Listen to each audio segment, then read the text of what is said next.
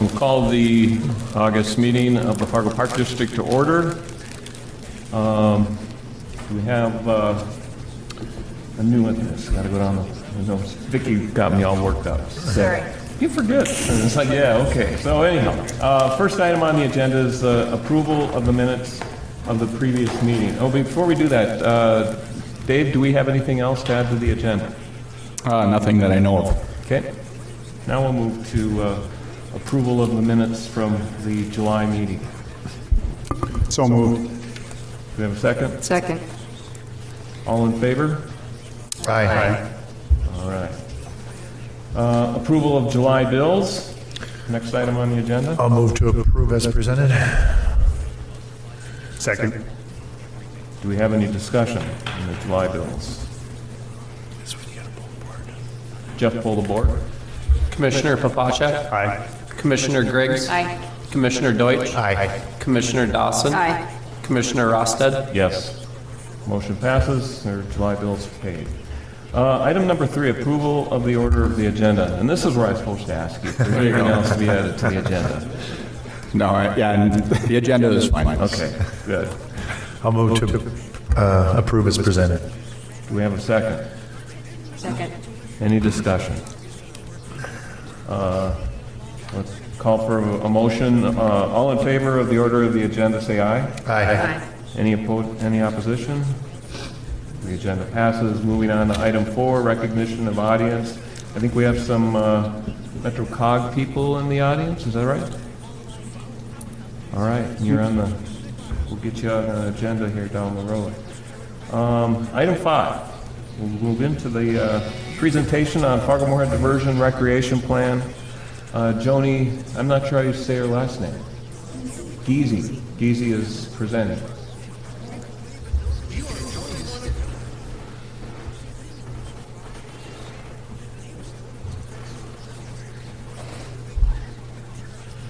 Commissioners, thank you so much for this opportunity to introduce this project to you.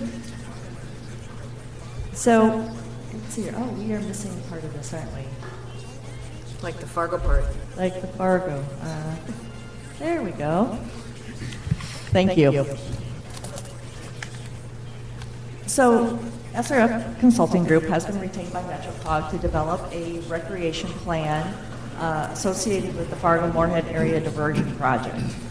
And when we are thinking about the development of a recreation plan, what we're really trying to think about is trying to think about how we can do recreation use this diversion and the space used for the diversion as a space for year-round recreation to serve the broader Fargo-Moorhead community. And possibly even go as far as to the region and maybe even the state level.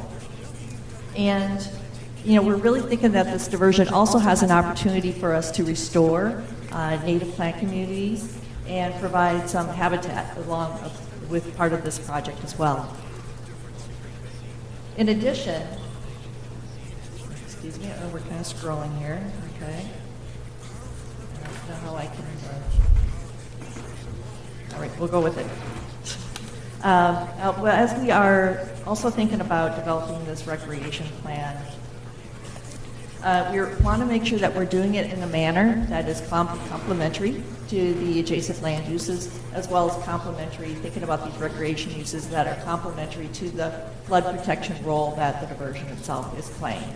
Finally, we really see this as a potential for creating, improving the quality of life for our community residents, and possibly be a feature that would be an attraction for workforce. So as we are thinking about recreation, we're really trying to think about this in a very broad sense of recreation. So we're going to be thinking about active, recreation things such as trails, possibly disc golf, a number of different things, but also passive, more passive uses as well.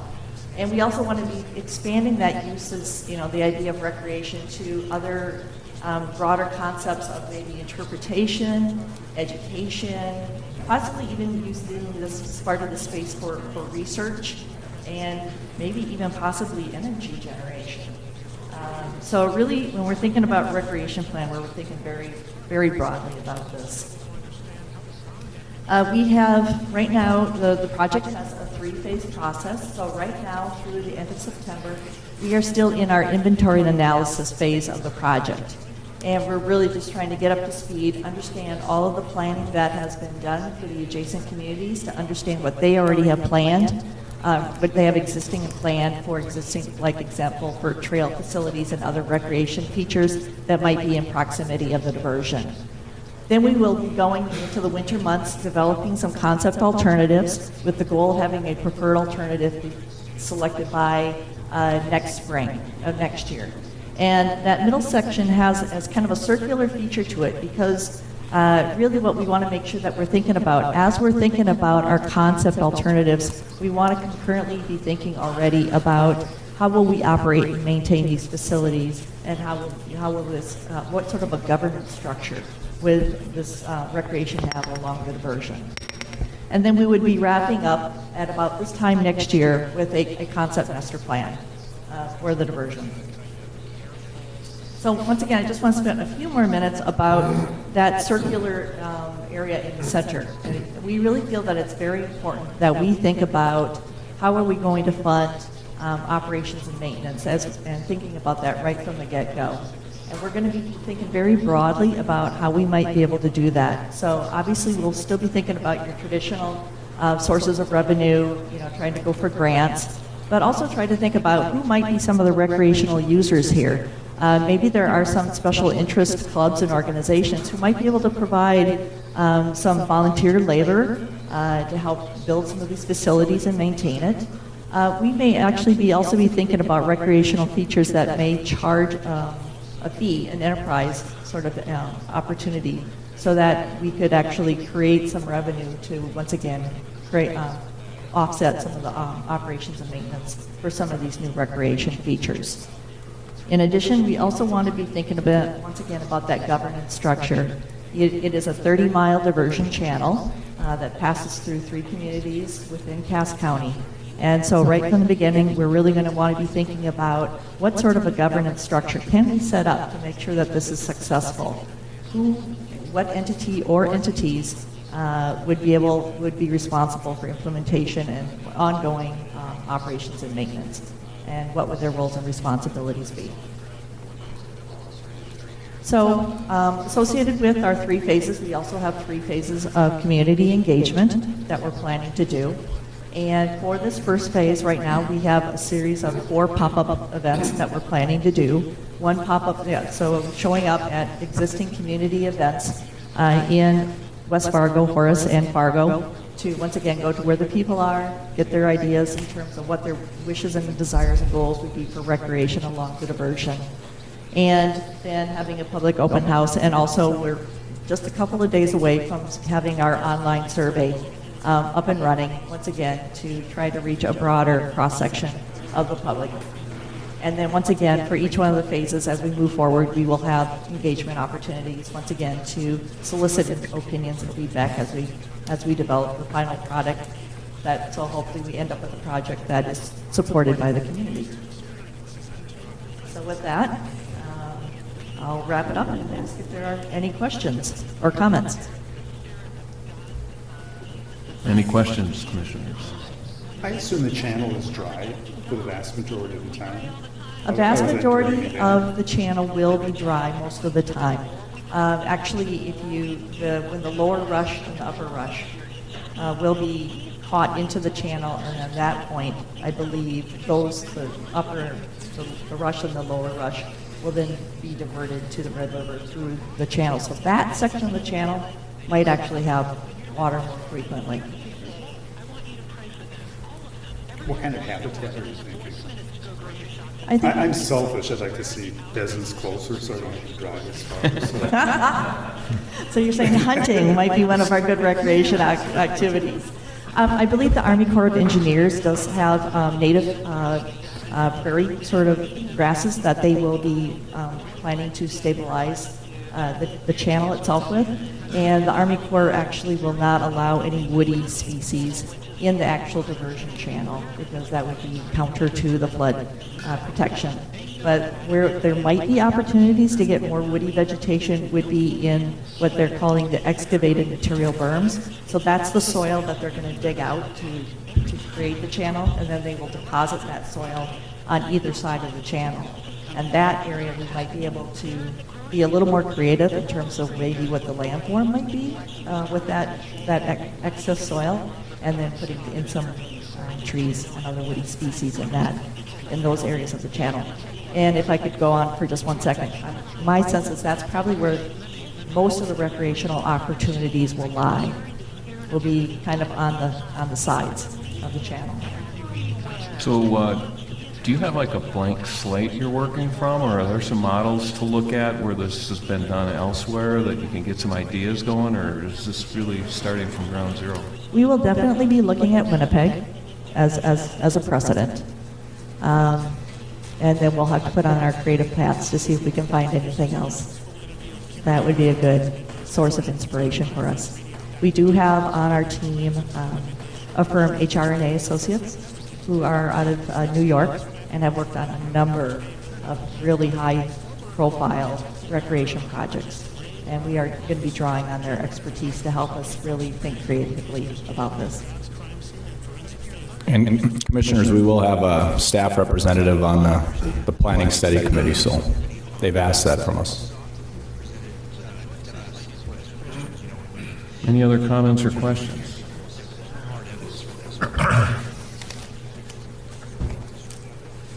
Well, thank you. Thank you very much. Thank you very much. Appreciate it. It's an exciting looking project. Appreciate that. All right, moving on. Item number 6. Board to consider for approval recommendation from Park District Foundation on grant match program, grant applications. Brian Eric, presenter. Thank you, Mr. President. As the memo states, we received one applicant for this round of grant match applications. That was Fargo American Legion Post 2 Baseball. The request from them is $9,900. They want to use that to put in a different sound system at Jack Williams Stadium. And it seems fairly straightforward. You know, if anybody has any questions, I guess I'm happy to try and answer them. But our request, the foundation approved this applicant and is recommending that the park board approve it as well. Can I ask a question? I don't know if you're the one to answer it or if it's Dave, but do you know where they are with their upgrades that they have to do there in relation to ADA standards and whatever else that they... As far as we can tell, they have done nothing. We were on site earlier this week, actually, and there appears to be no activity there. And so we're in the process of reaching out to see if they can update us with what their plan is there. Yeah, if you wouldn't mind coming up to the podium, appreciate it. Sorry to put you on the spot, but we appreciate the info. Perfect. So we're just waiting for our season to wrap up. So construction is going to start hopefully next week. Folks use one of the regional, we did Win State, so very good year for us. So next week we're actually going to start construction. We're going to make the men's facility a multi-use facility, and that will be our ATM. Okay, great. So there's no, I mean, it's So the end of September is the committed date, so we'll be able to do that. easily. Okay, awesome. Much appreciated. Thank you. Well, great. And that was talked about at the foundation, Okay. just saying, you know, what's the priority? Help to get those done, or to get that done to do the sound system. Yeah, yeah, that's not, I mean, it wasn't like I just thought, you know, if that was a concern as well, maybe we should address that before we address upgrading the sound system. But if that's taken care of, and then that sounds like a great project. I'm assuming that whoever's playing there can use the sound system. So if Fargo North's playing there, South's playing there, somebody else is playing there, that's just going to be part of it. We actually have a lot of club teams play there, both MSU and VSU club teams play there. Fargo Youth Baseball play the 2 games there. Yep. Okay, just checking. Just checking. Any other comments? Well, I think this has been vetted through the foundation, which I think is, is good. So they came forward with recommendations, so I'll move to approve it as presented. Second. Second. Any further discussion? Jeff, poll the board. Commissioner Papacek? Aye. Commissioner Griggs? Aye. Commissioner Deutsch? Aye. Commissioner Dawson? Aye. Commissioner Rosted? Yes, the motion passes. One more question or comment before we move on to this. So Brian, how are we going about, this is just an FYI, how are we going about communicating to the different entities that, about the grant and the dates and that sort of stuff? I guess what I'm getting at is everybody that would fit this well aware of the... The way we have communicated it is through the media. I mean, we did a press release that I know made it into the forum and was carried on, different radio stations. Seems like we need to do a little bit stronger type of approach because we didn't receive enough applicants to spend out the money. Right, that's kind of where I was first going. year. Yep. So I think we have to kind of double down, for next year to try to increase participation, awareness, involvement. Well, and not that we want to target specific groups, but I mean, if we started out with all of our user groups and just sent a simple letter saying, hey, this is available, do you know this is even available? I know of at least one group that I said, hey, how come you never applied? What are you talking about? And at some point it has to be on them, but I think sending it out to at least the people that use our facilities is a good place to start. And that could be done without any expense other than putting together a letter and sending it out. I think that makes great sense. There were two other inquiries, this round of organizations that chose not to submit an application. So maybe part of this is a bit of a learning curve for them, that these dollars are available in the future, Sure. so they can take that into consideration with their planning. And now that we've done this a couple times, couple other questions come to mind for me. When someone submits an application that you say, this is really not what we're looking for, maybe they're a couple days before the deadline, or do we contact them and say, just so you know, this doesn't fit, got any other ideas, or kind of, are we just calling her good, or? There has only been one applicant who submitted a proposal that we just didn't think met the criteria. And we had a conversation with them, encouraged them to consider other alternatives. Okay. Things that represented more of the capital type of nature Yep. of what we're looking at. Yep.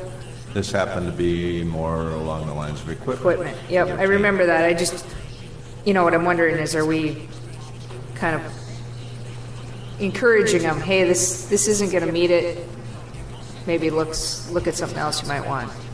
I'm all about encouragement. You know that. Absolutely. I talked to that particular group because I sit on their board. And Yeah.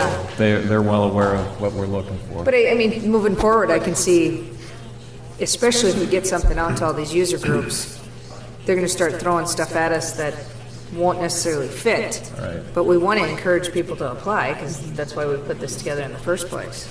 Do we put any sort of signage that says, a sign, that says we... Donated by? Yeah, or... Funded Or grant funded by with the foundation logo on it? Yep, the intent is to have signage with each of the projects. Okay. I think that came up originally when I said, you better have our name on everything, Sure. right? One other thing with this one in particular, is there a reason we're waiting until March 1st to start and then won't be done by May 30th? Is there any way to get it done before the season starts?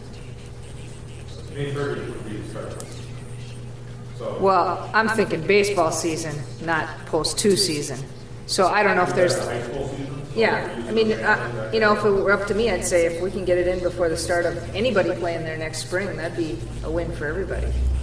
But I don't know if the timeline works for you guys. we can definitely see, as soon as the snow gets off, we do have to get on the road, that kind of thing. I can Sure. talk to the contractors. There was really no magic to those dates other than Okay, spring, so sure. hopefully. Does that work for us? Oh, yeah, Brian, that works for us? certainly. Okay. All right, thank you very much. Yeah, and congratulations on a great season. That was a good story in the paper today. It's not over. It's not It's over, not man. over. Hidden Great season. We got today. kids playing ball everywhere. Absolutely. That's the truth. So I do have a question, Brian, maybe more for the board, just throw it out there. So we had this amount of money that we set aside that we didn't spend all of it. Of course, a user group that's very aggressive in fundraising and like to do projects, they've asked me and they know that we have extra money and wondering if they can apply for that money right now. I told them no, I mean, we really can't pick and choose and say it's for you. Is our plan to carry that forward into next year to increase our pot? It's not like I want an answer, but I think Yeah. if we said we're going to put $100,000 each year and you don't spend it, you apply for the next year if there's people that want to do projects with us. Well, what I was wondering is, can we add another date? Can we add a late fall date? Is that a possibility, and how would that work? I mean, can we make it, open it up again and say, okay, here's our next deadline? And if you still have money that's there, you know, I think the more groups get wind of this and start learning about it, seeing some of the things, oh, I would have never thought of that. Oh, I got something we could use. I think it'll start rolling, but it's the getting going.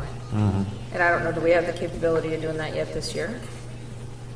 Or do you want to? I mean, Yeah, when you maybe started don't want- talking about maybe it, don't want to. did you have I mean, not you specifically, but when you were planning this whole thing out, did you say we want to have 2 dates per year for the grant process? Because it takes a while for people to catch on that you have grant money available. And it could take, maybe there are groups talking about it and they'll have something in the works for next year. Sure. There was no magic behind the two-date Okay. approach. That was copied from Bismarck, frankly. That's how they approached it. That's how we adapted it. Because a lot of places just have one date Yeah, yep. per year. What if we, because it's the first year, add a third date, I'm just talking out loud, which would be the fall, and we send a letter out to all the user groups saying, hey, do you guys know about this grant? Here's a copy of the application, and guess what? Because we didn't spend all of our monies in the first year, we're actually doing a third one just this year in the fall. I don't know, food for thought for the foundation. How much work, staff work, is required to do this? Would we put in too much undue pressure on anybody to go another round, or? No, and it's fairly minimal, honestly. I mean, a press release, maybe a letter to user groups, that doesn't seem too complicated.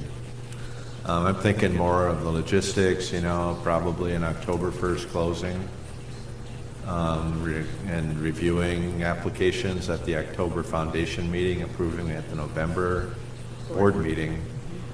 I'm thinking practically what kind of capital projects can be completed after that. I'd I be don't all know. for that. That's a great idea. I mean, I understand the intent, but are they going to say, sure, we'll do it, but we want to do it in the spring, Right. which could be captured in a spring round of applications. And if So the we- first year we condensed it, it was like April 1st, July 1st to try to get 2 in 1 year. Yep. And then the thought was do it January 1st, Yep. July 1st following, but if we think another one makes Oh, sense. well, if we're gonna do it in January, we're not. I mean, I'm good with whatever people think, but I like the idea that if we still have money available and we can get the interest of the user groups. I think it makes a little more sense to beat the bushes harder, the next round, and if that's the January 1st round. I mean, do some more communicating and see if we can inspire a bit more interest. Okay, Do you want to carry the funds over and have a bigger pot in 1 year, or would you rather we just make up the difference for next year and have it be? Well, I think for me, that's a park board determination. I mean, I certainly would be willing to have more dollars that are spent out next year. But I don't know that that's typically how budgetary items happen with park districts. Changes the consistency, though, of your program, because you had considerable funds 1 year, and then everybody's used to that, and then next year you're back to normal. You know what I mean? Right. Sometimes. Well, you just consistency is say good. per year, and then funds carry over. So if we then give away all 100 or whatever, I don't think we're gonna have this problem forever. Yeah. No, I don't either. Right. That's what I'm saying. If all of a sudden next year we have a large amount to give out because we had most of this year and next year's to give out, then the following year, what will the expectations be, I guess? So the first round was 15,000 to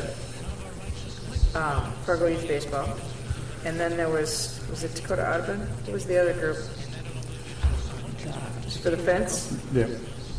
They said we better put our name on the fence? Right. Yeah, that was Yeah, Fargo Youth scoreboards, Baseball. that's what it was. And then And the the other one Madison was- one, we turned down until, I don't Yeah. know, it's getting more fundraising.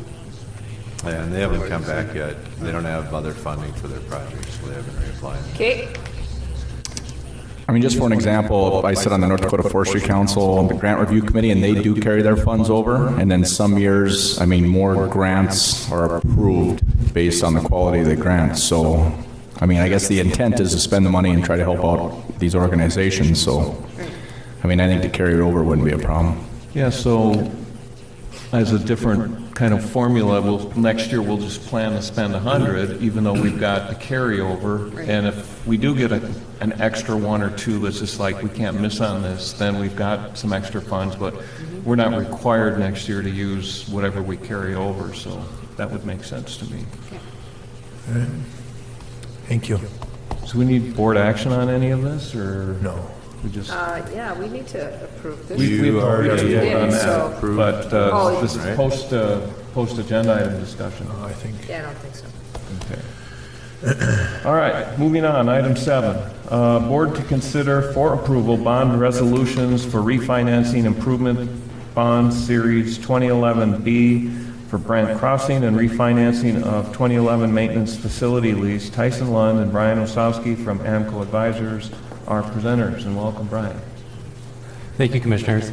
As you know, Brian Osowski is with us from AMCO Advisors. He's evaluated some of our debt, found a couple opportunities where the Park District can take advantage of some lower interest rates, save us some money in the long run. Initially, we planned on refinancing both the bond for Brant Crossing and then also a maintenance facility lease. We're kind of running into some issues with the maintenance facility lease at this point. We don't know for sure if we can refinance that one. I sent it to Greg last week, and I think we're still kind of waiting on an opinion on that one.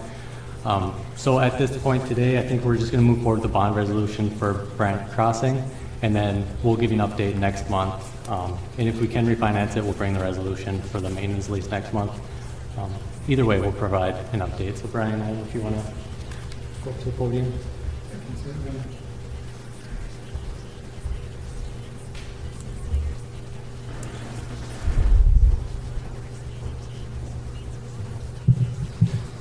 President Rosted and Commissioners, thank you. My name is Brian Osowski, again with AMCO Advisors. We're a registered municipal advising firm, which is required by federal law when giving advice to political subdivisions like yourself. As Tyson mentioned, we did recognize an opportunity for some refinancing, one specifically towards a refunding improvement bond that you did for the Brant Crossing project. I wish I could say it was millions of dollars, but it's, as we look at it from a percentage standpoint, it still is significant savings based on the size of what's left. That is the one right now that the Park District has currently callable, so it is the only one that's available for refinancing. Interest rates have moved in the Park District's favor, so what we'd be looking for is approval of the resolution to go out and get bids for that bond and bring that back for the board's consideration at its next meeting. As Tyson also mentioned, the lease, we are still looking into some language. We can get some clarification. They would have to be done separately, so it's not like there's any efficiencies that we're losing by not being able to do them together or at the same time. I will answer any questions that you guys might have. So we're scratching the refinancing of the 2011 maintenance facility lease, correct? Off this. Yeah, we'll table that one until next month. I'll kind of get an update at that point. If we can refinance it, we'll bring a resolution. If we can't, I'll just give you an update that it's not possible. So. Okay. Any questions for Tyson or Brian?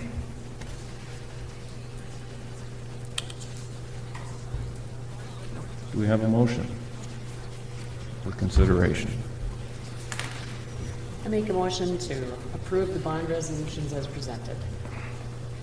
You have a second? Do you want to, I'm sorry. Oh, resolution. For Brant. The Brant Crossing. Brant resolution. Just to Crossing.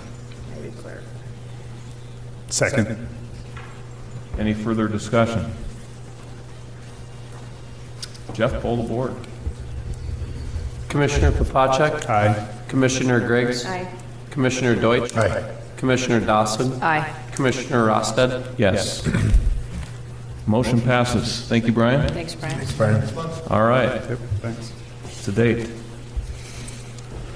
All right, moving on. Item 8 on the agenda, board to receive preliminary 2020 budget. Dave Leaker, presented. Thank you, Commissioners. Everybody did receive a preliminary budget packet that we did discuss at our July facility budget meeting. And the preliminary 2020 budget is balanced with a mill rate of 28.8 mills. This represents a 1 mill increase from last year. And Century Code, we did move the budget meeting up a week earlier this month just so we could present our preliminary budget and then give proper notice for a budget hearing in September.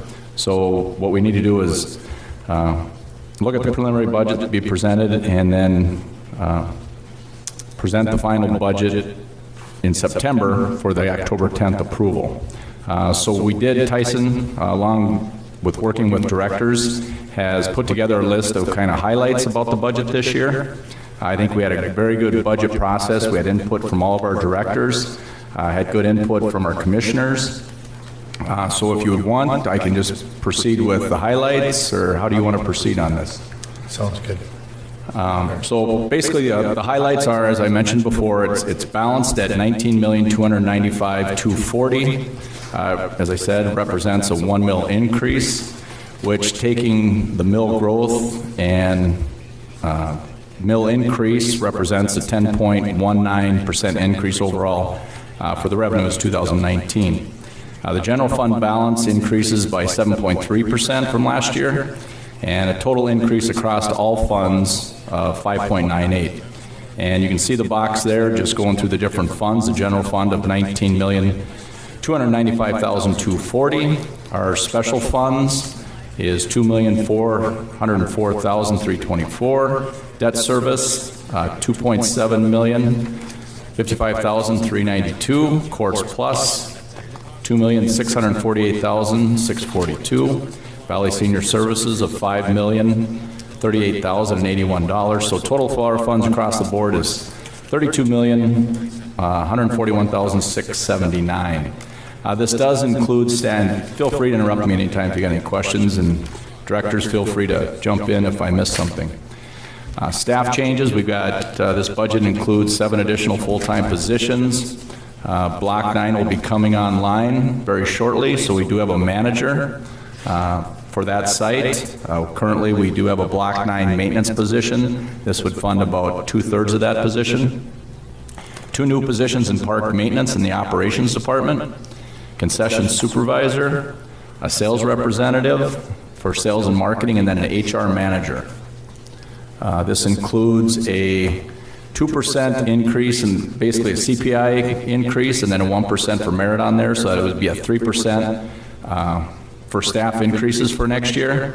And then with our salary survey due to be completed in November, December, we're proposing to set aside $140,000 in anticipation of any changes that may need to be made to staff wages and salaries. Some of the highlights in our capitals for next year. The capitals did increase $816,000 to a total of about $3.8 million from last year. The 1 mill, we're looking to use that for improvements at Lindenwood. We do have some needed repairs there in our lower road, relocating that to a little higher out of the floodway on that. We've got rebuilding dugouts out at the Anderson East softball fields, a website remodel with interactive GIS, paying off the cooling tower down at Southwest Youth Ice Arena, which is in process. Continue funding for security systems, sports arena locker room remodel, consultant for the Island Park pool. And this would be to look at, future changes to the Island Park pool down there and what all do we need to make the needed improvements. Anderson and North Softball Complex concession stand improvements. Facility repair at the new bus barn, or at the north bus barn. Replace the HVAC system at the south shop, and then fit up costs associated with Block 9.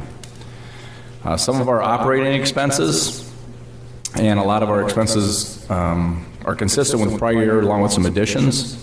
We've got IT, audit, and legal costs have increased due to the changes at the Park District.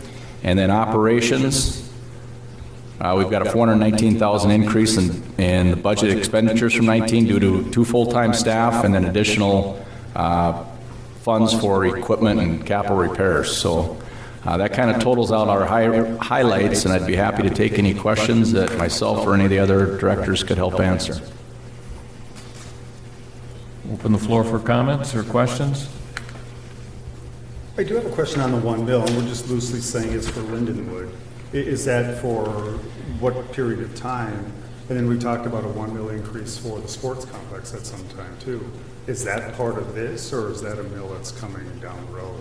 Well, I think the mill in this would be for making some needed improvements to Lindenwood Park, just from some of our deferred maintenance. We've got that lower road, which is an asphalt road, which is, in dire need of an overlay or being replaced. And I think our thoughts are that part of that lower road is going to be used as a recreational trail, and we need to relocate that loop to higher ground just so it's not affected with our low spring floods or intermittent summer floods. So I think this mill could be dedicated to the reconstruction of that road, which is estimated in that $1.5 to $1.7 million range just to get that road in place.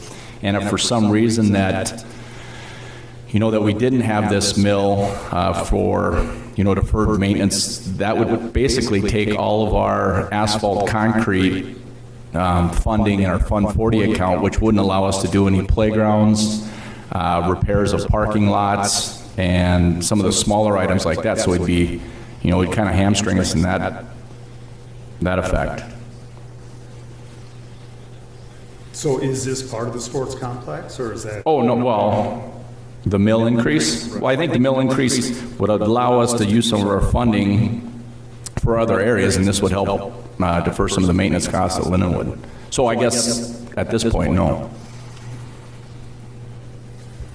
But it would help to shore up where we are, so that when we go into the sports complex, we're in a better place overall. I think that would be a correct comment. And just deferred, keeping up with maintenance, so that we don't, all of a sudden, we aren't looking at a large deferred maintenance list of items that we can't catch up on. Yeah, and we did tackle a couple large projects this year in the concrete asphalt fund, and if we didn't have this mill increase, that we would have to tap into those Fund 40 funds to do this road, which would limit what we could do in other areas, other parks. So at our meeting last week, I had said, what are we using this mill for? And there wasn't a set thing, but is this what you're saying, this additional mill would really? Well, I think we could make a good argument that this would be a good project to use this mill for, and then planning for the future in our 10-year capital plan. I mean, it just gives us the ability to help fund some of these projects moving into the future.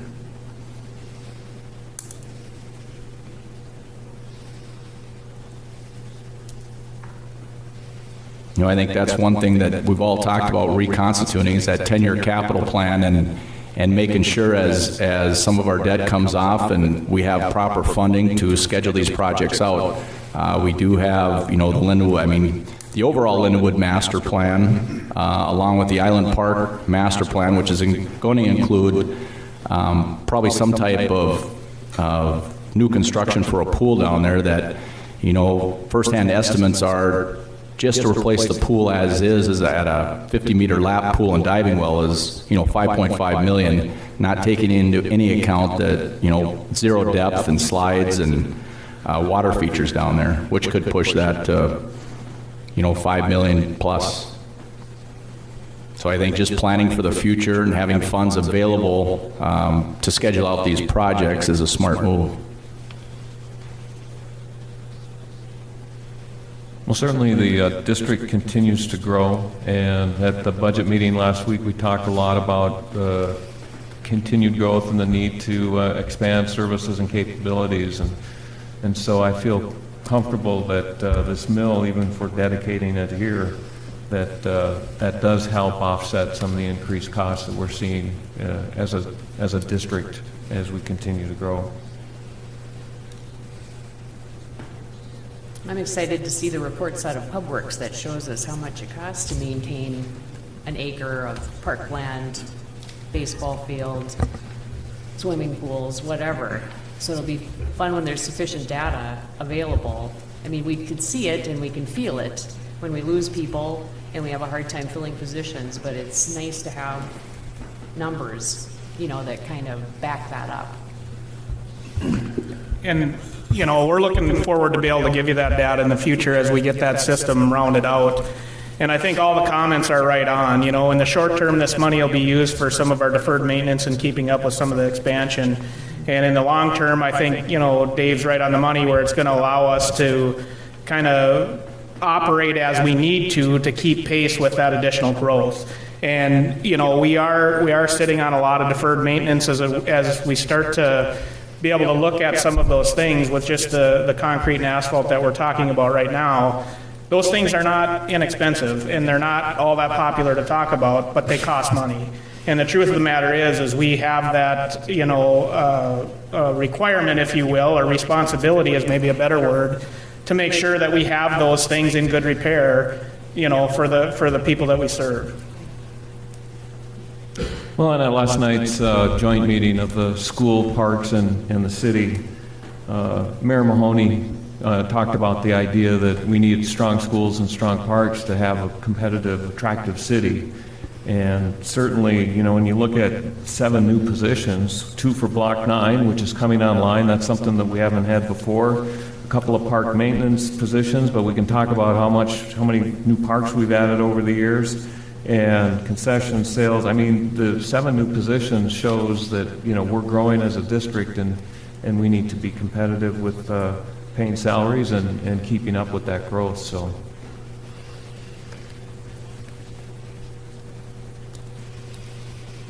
Any further conversation? Any other questions? You know, my family probably uses the parks just as much, if not more than anybody, facilities, buildings, whatever we have, and find huge value in it. I did go back and look at the increases each year, which have been fairly healthy since at least 2015, even with decrease in the mill. And I honestly, I struggle with having a 10.2% increase in our budget in the mill, adding a mill. It's just a lot of extra money. It's added taxpayer money. And I appreciate all the things that you guys have planned and things you want to do and things we need to do in some regards. But that's a big bite to swallow. That's just kind of where I'm sitting. Well, nobody likes a tax increase. It would be a lot easier to cut. It would make everybody happy. And I think we calculated at the end of the day, it's about $4.50, $5 per 100,000 of value on a home, which is not a small amount of money for any family that's looking at their budget. But we also have to look at the users. When you pull into a parking lot and you don't want to hit a giant pothole because we can't afford to do the maintenance that we need to do.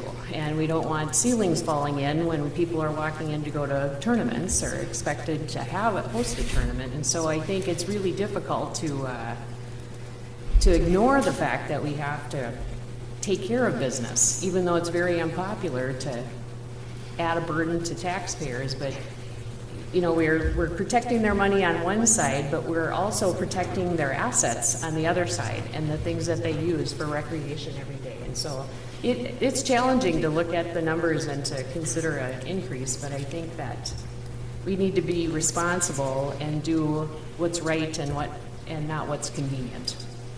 It's just my opinion. Since I've been here for 3 years, I can't remember a project that we haven't been able to afford to do. I think it's maybe just prioritizing what we need to do. It's no secret. I mean, you guys know where I stand. 6.4% increase is $773,000.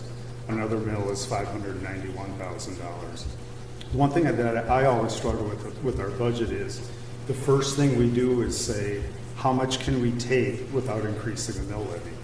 So what happens with this is when you have a carryover from 2018 of $587,000, that never gets balanced out. So you look at all these numbers, and we're increasing our budget by about $1.9 million. And that I just can't support. I want to do everything you guys want to do, but we still need to be fiscally responsible. Part of this, too, is the legislature is looking at us, and they're looking at trying to cap what municipalities do at 3% increases. I just think this is sending the wrong message. And Commissioner, I mean, it is a balancing act, and I know it's always talked about as wants and needs, and I think if you look at our, we're going to, like I said, look at that 10-year capital plan again, and you look at some of the projects we got on tap, a lot of these are going to be some big-ticket items, and if we don't start pre-funding for these items, and I think pre-funding is a smart move we've made in the past, and I think it's a smart move moving forward. We got some big ticket items, and we need to have funds available to get these items completed. I mean, I think just talking with the directors, we've got projects that haven't even been included on our 10-year capital plan that are needed, within the city of Fargo. And as we talked about last night, it is a, quality of life thing for the city of Fargo and to get people to move to Fargo, whether that's parks or schools and trying to get doctors and lawyers and every other kind of trades to move to Fargo. You got to have a nice park system. I believe we have a good park system. I think it's getting a little taxed right now, and we need to take that step to make these improvements in the future. Just to take on that, to me, this almost seems like it's the cart before the horse. We're pre-funding it, and we talked about capitals all along. We just don't have a great capital plan. I think it's an easier sell if you go out and say, like the West Fargo is doing, they're raising 4 mills for a fire department and 1 mill for a library. I think if we had a better comprehensive capital plan, I think you could probably sell it better. Right now, we're funding it and saying it's Lindenwood. I don't know what that all means, because we kind of scratched on the surface of what we're doing at Lindenwood, and that's it. And I think over the next year, I mean, we've touched on it a little bit, and I think we will get back to that comprehensive capital plan, and the need will be there. I think right now we kind of need to get our house in order, and we need to get our deferred maintenance in order and take the needed steps. Yeah, I mean, Rusty says, that the way we've done things in the past is we looked at how much you can capture without, raising or decreasing the mill and see how much that is. And that can be perceived in a positive context or a negative context. When you say, well, how much can I, how much do you need? Well, how much can I have? I mean, right? When you ask your kids that. And I understand that when we talked about this through the budget process in the last couple of years, it doesn't sound good that way. But as I continued to talk to the directors, I came to find out that as we went with that, then we went back to the directors and said, all right, now this is what we can work with, so you need to cut out of here what it is that we need to get down to this number. So it wasn't like they just took everything because they could. They needed more. They just weren't going to get more. Therefore, they needed to kick the can down the road on some deferred maintenance, and so be it. Because you can, as long as it doesn't break down this year, you bought yourself another year.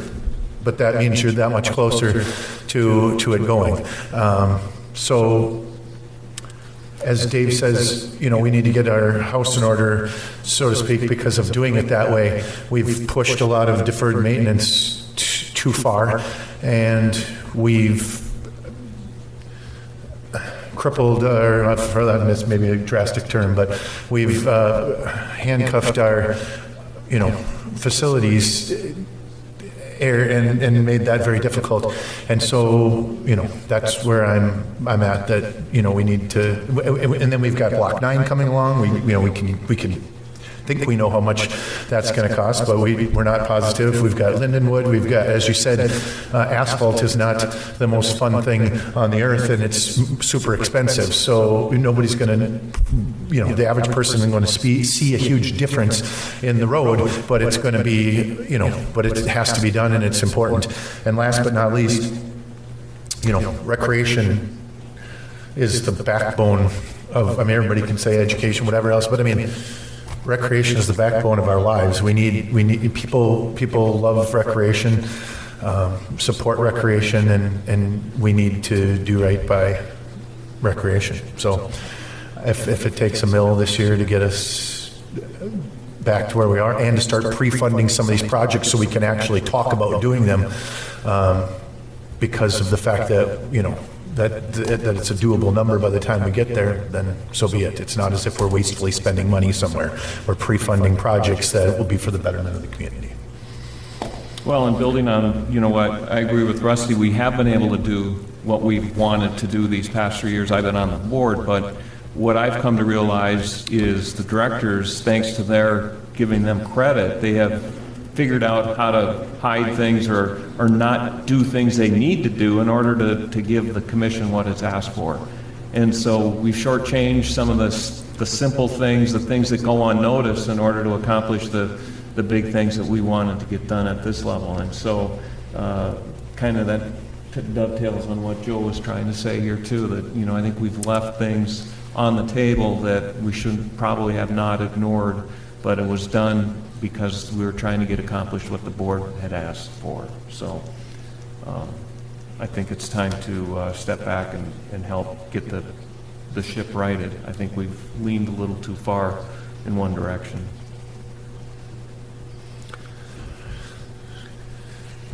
Any further conversations? Questions? Do we have a motion?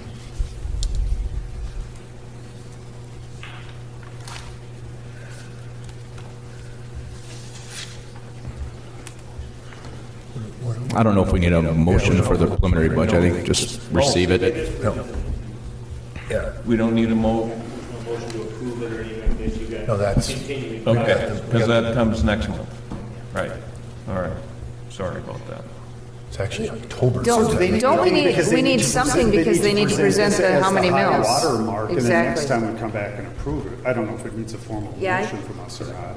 Well, But that was part yeah, of the I guess, process. I think Dave's we- right, I guess the question is the notice, the required public notice for the mill would be. Okay, I was wrong before I was right, so just to let you know. So there probably has to be some sort of motion. Maybe a motion to accept the preliminary budget and mill rate. There you go. Is there a motion to You'll have a accept? final bite at the apple. Yeah, you can't raise it, but you can lower it. Okay. So this is the most we could have, and the formal budget will be approved in September. Correct. This allows us to send a notice out to the taxpayers, city, school, park district, or county, that lets them know about our hearing, what our mill rate will be set in case anybody wants to speak at the hearing. Right. And hopefully the hearing notice is right, or we're not the first one. I think we've made arrangements for that. Tyson said he's going to take care of that, so. Okay, promise? Yeah. Last would even be most ideal. All right, do we have a motion to accept the preliminary budget with the 1%, or the 1 mil increase? So moved. Do we have a second? Second. Jeff, fine, any further conversation? Any other additional comments or questions? Jeff, pull the board. Commissioner Popacek, Nay. Commissioner Griggs, Aye. Commissioner Deutsch, Aye. Commissioner Dawson, Nay. Commissioner Rosted, Yes. Motion passes. All right, item 9, director's update. The only director's update I have, I'll turn the floor over to Director Eric. Thank you. Cheers. Thank you, Dave. So Craig and I have been talking on the foundation level about the possibility